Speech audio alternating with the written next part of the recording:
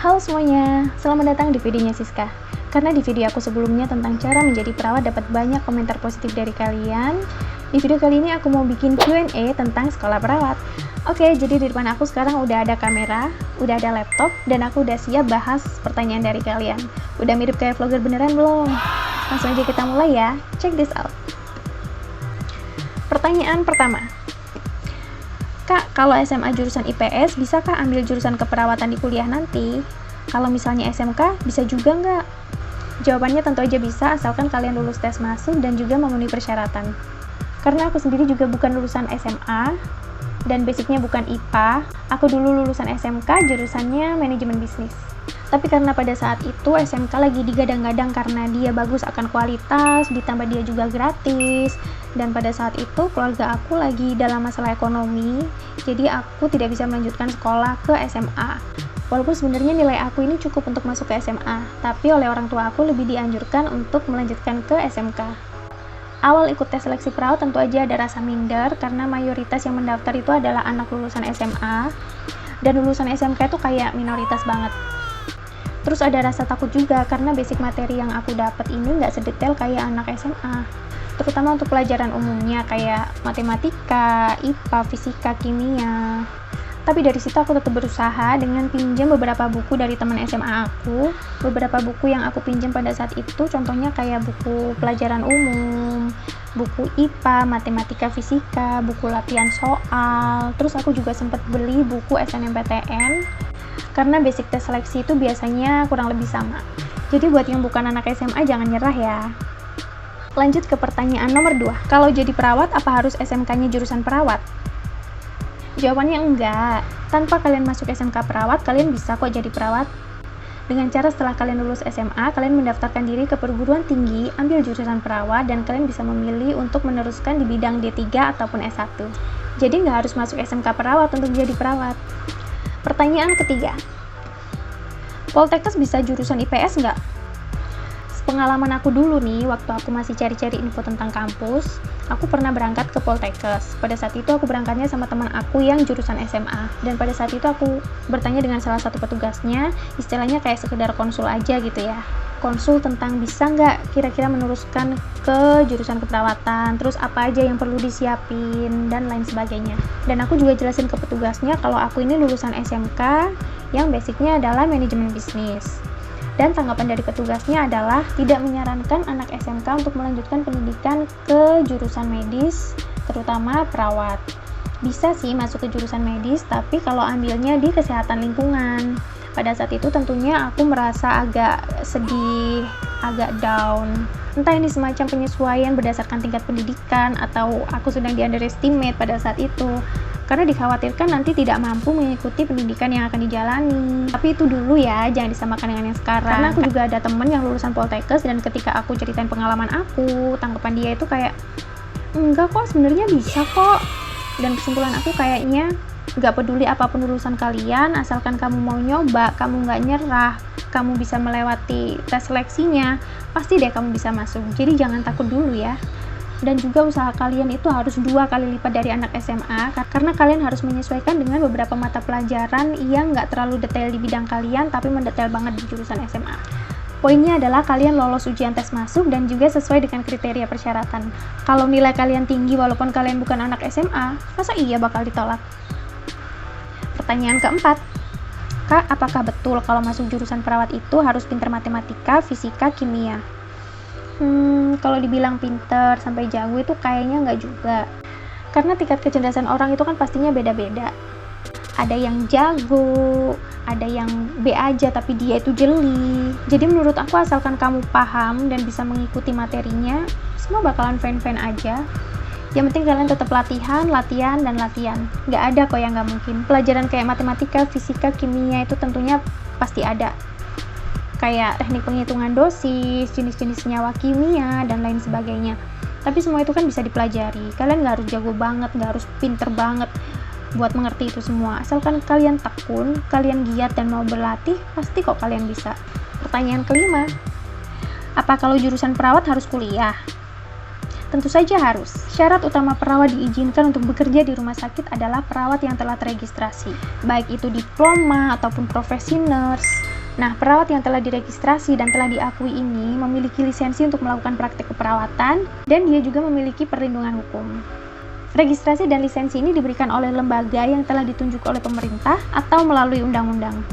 Nah, di Indonesia sendiri kita punya PPNI atau Persatuan Perawat Nasional Indonesia.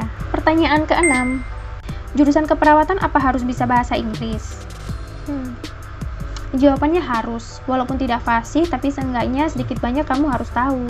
Tapi tenang aja, karena dalam pendidikannya nanti kalian akan diajarin cara memberikan treatment sesuai standar operasional prosedur kepada pasien dengan menggunakan bahasa Inggris. Jadi teknik komunikasi dan teknik melakukan tindakannya itu semua akan dijelaskan secara detail menggunakan bahasa Inggris. Jadi kalian bisa berlatih di sana. Tapi pada realitanya, tidak semua rumah sakit itu memiliki pasien bule. Terlebih untuk rumah sakit daerah itu kemungkinannya ada tapi sedikit sekali. Tapi untuk rumah sakit yang kelasnya internasional, rumah sakit swasta, tentu peluang untuk mendapatkan pasien bule ataupun pasien dari negara asing ini sangatlah tinggi. Jadi penting sekali untuk belajar bahasa Inggris. Terus sertifikasi TOEFL juga diharuskan ketika kalian lulus nanti. Dan itu bisa dilampirkan ketika kalian melamar pekerjaan nanti. Jadi nggak ada salahnya dong buat dipelajari, walaupun cuma sedikit dan nggak fasih, tapi seenggaknya itu bisa membantu kalian kok. Karena aku juga ada pengalaman, saat itu aku masih jadi mahasiswa praktek. Aku praktek di salah satu rumah sakit swasta, dan pada saat itu ada pasien bule, entah dari Vietnam, Thailand, atau Filipina gitu. Aku juga udah lupa karena udah lama banget. Tapi poinnya dia cuma bisa ngomong pakai bahasa Inggris. Dan pada saat itu di ruangan hanya ada satu perawat yang bisa bahasa Inggris. Nggak mungkin dong semua shift akan bergantung sama dia. Jadi ada mbaknya yang datang ke kita nanyain ada nggak yang bisa bahasa Inggris. Nah terus teman-teman aku nyaranin aku buat bantu nih karena mereka ingat nilai TOEIC aku waktu itu lumayan gitulah. Jadi mulai dari masuk, pengkajian, memberikan treatment, sampai akhirnya pasien tersebut diantarkan ke kamar bedah, aku ikut membantu perawat di sana. Dan aku juga menyimpulkan bahwa bahasa Inggris itu ternyata memang diperlukan, apalagi di era milenial sekarang ini. Pertanyaan ke-7, kalau masuk jurusan perawat nanti pelajarannya bakal dari awal banget nggak kak? Soalnya banyak lupa sama pelajaran. Tentu aja semua materi nanti akan dijelaskan dari awal. Terlebih untuk materi tentang sejarah perawat sampai perkembangannya saat ini pun kalian nanti bakalan dijelasin. Untuk materi lain yang lebih kayak sains pastinya nanti juga bakal diajarin ulang. Kalian nanti bisa merecall memori kalian tentang materi yang pernah kalian pelajarin dulu tuh, entah di SMA ataupun di SMK. Penjelasan awal mengenai rumus-rumus dan lain-lain itu juga pasti bakal diajarin, jadi kalian nggak usah cemas ya. Pertanyaan ke-8, Kak, tes kesehatan itu kalau punya bekas luka sama giginya nggak rapi dan bolong apa masih bisa diterima?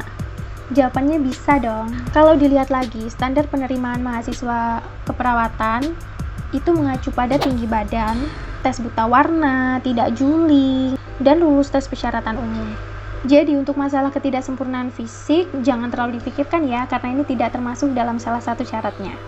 Oh iya, aku juga masih nyimpen selebaran dari kampus aku dulu. Jadi dulu aku sekolah di Stikes Hang Tuah Surabaya, tepatnya di Jalan Gadung nomor 1, Rumah Sakit TNI Angkatan Laut Dr. Ramelan.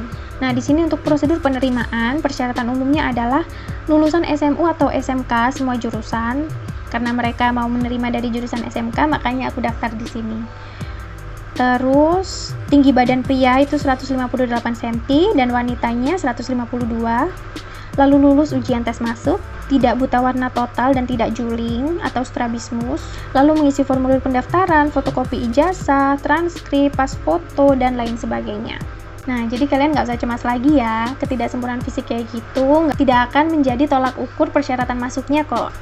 Pertanyaan ke-9, Kak mau tanya, apa benar di tes kesehatan itu ada tes keperawanan? Jawabannya nggak ada.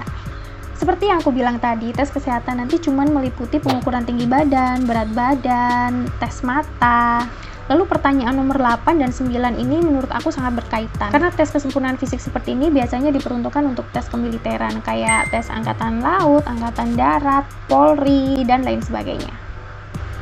Pertanyaan nomor 10, Kak, apa bedanya di 4 keperawatan dan profesi nurse dan juga S1 keperawatan?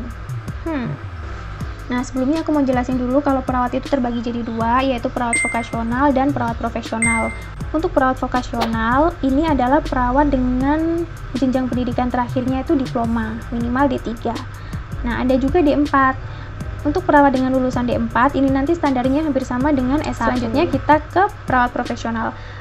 Perawat profesional adalah perawat dengan jenjang pendidikan terakhirnya S1 profesi. Jadi, kalau perawat hanya lulusan S1 aja, walaupun dia perawat, tapi dia tidak bisa melakukan praktek klinis ke pasien secara langsung. Karena dia tidak memiliki sertifikat profesi, dengan kata lain, dia belum terregistrasi.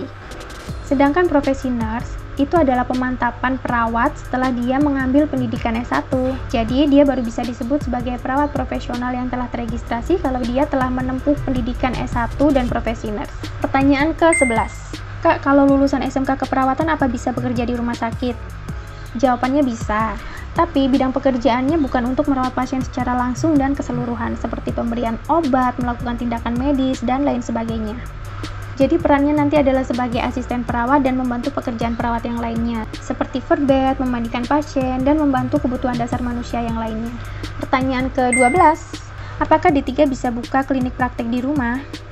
Kalau dulu bisa, tapi sekarang telah muncul peraturan terbaru, yaitu Permenkes nomor 26 tahun 2019 tentang peraturan pelaksanaan Undang-Undang nomor 38 tahun 2014 bab 4 pasal 15 ayat 9 yang menegaskan bahwa perawat yang menjalankan praktik keperawatan secara mandiri di tempat praktik perawat harus memiliki klasifikasi pendidikan paling rendah adalah profesi nurse. Jadi, kalaupun bisa, perawat D3 tetap harus melanjutkan jenjang pendidikannya sampai ke profesi nurse.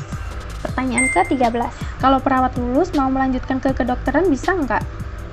Jawabannya bisa aja, asal kalian lulus tes masuk, seleksi masuk sekolah kedokteran, dan bersedia mengikuti pendidikan lagi dari awal, mulai dari sarjana, koas, hingga spesialis. Dan hal yang penting lainnya adalah kalian punya duit. Lalu hal lain yang akan jadi pertimbangan itu adalah waktu. Karena durasi sekolah perawat itu pun juga nggak sebentar. Kita butuh 5 tahun untuk lulus profesi.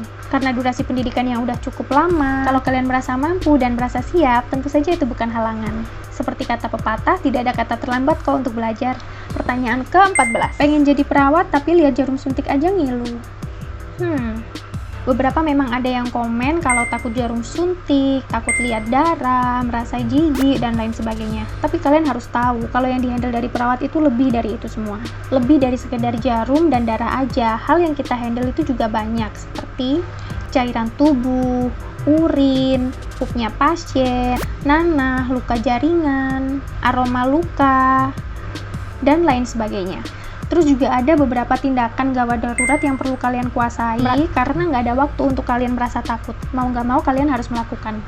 Jadi kalau di awal kalian mau jadi perawat, kalian harus mau keluar dari zona nyaman kalian. Berlatihlah untuk melawan dan mengendalikan rasa takut kalian. Karena aku yakin kok kalau orang yang sudah memutuskan untuk menekuni bidang medis itu adalah orang-orang pilihan. Dan kalian memiliki keberanian tersendiri untuk melakukan semua tindakan medis itu. Jadi dirubah mindsetnya ya. Pertanyaan ke-15. Pengen jadi perawat tapi aku introvert. Hai, aku juga introvert kok. Terlepas dari karakter introvert yang cenderung diam, menikmati kesendirian, dan menikmati ketenangan, suka canggung di depan banyak orang, dan gampang banget buat merasa nggak nyaman. Rasanya tuh kayak sosialisasi dengan banyak orang itu bakalan bisa nguras energi kamu banget. Tapi jangan lupa, kalau bekerja dengan fokus seperti melakukan tindakan perawatan kayak memasang infus, melakukan perawatan luka, di mana kamu akan cenderung sibuk dengan kegiatan itu merupakan hal yang sangat disukai oleh introvert. Tapi semua itu pasti akan ada tantangannya, seperti melakukan pendekatan langsung ke pasien dan keluarganya. Terus gimana mengendalikan diri biar kita nggak terlihat nervous, nggak terlihat gugup. Tapi bukannya nggak bisa, hal kayak gitu juga bisa dilatih kok. Dan lambat laun, kalau kamu sudah merasa nyaman, hal-hal kayak gitu pasti hilang. Dan kamu akan menikmati prosesnya. Lalu tetap paksa diri kalian untuk berlatih, baik itu ke pasien, teman sejawat, mau itu perawat, farmasi, gizi, ataupun departemen lainnya, dan juga ke dokter utamanya. Tetap latih diri kalian untuk ngobrol. Kalau berdasarkan pengalaman aku dulu waktu masih praktek, masih mahasiswa, aku sering-sering ngajak ngobrol pasien dan juga keluarganya. Jadi biar ngerasa tenang dan kelihatan nggak canggung waktu ngobrol sama orang. Untuk komunikasi dengan dokter, kalian nggak perlu takut karena teknik berkomunikasi dengan dokter itu ada rumusnya. Nanti ketika kalian terjun ke sekolah perawat, kalian akan diajarin kok gimana cara berkomunikasi baik ke teman sejawat ataupun ke dokter dengan cara yang baik dan benar. Oke, segitu aja video dari aku. Semoga kalian suka dengan videonya. Semoga bisa menjawab semua pertanyaan kalian. Ya, walaupun nggak semuanya sih, tapi aku harap videonya bisa bermanfaat nih. Jangan lupa klik tombol like, komen, dan subscribe, dan juga share ke teman-teman kalian. Biar videonya ini makin banyak orang yang tahu. Oke, sampai jumpa di video selanjutnya. Siska pamit dulu. Stay happy, stay healthy. Bye-bye.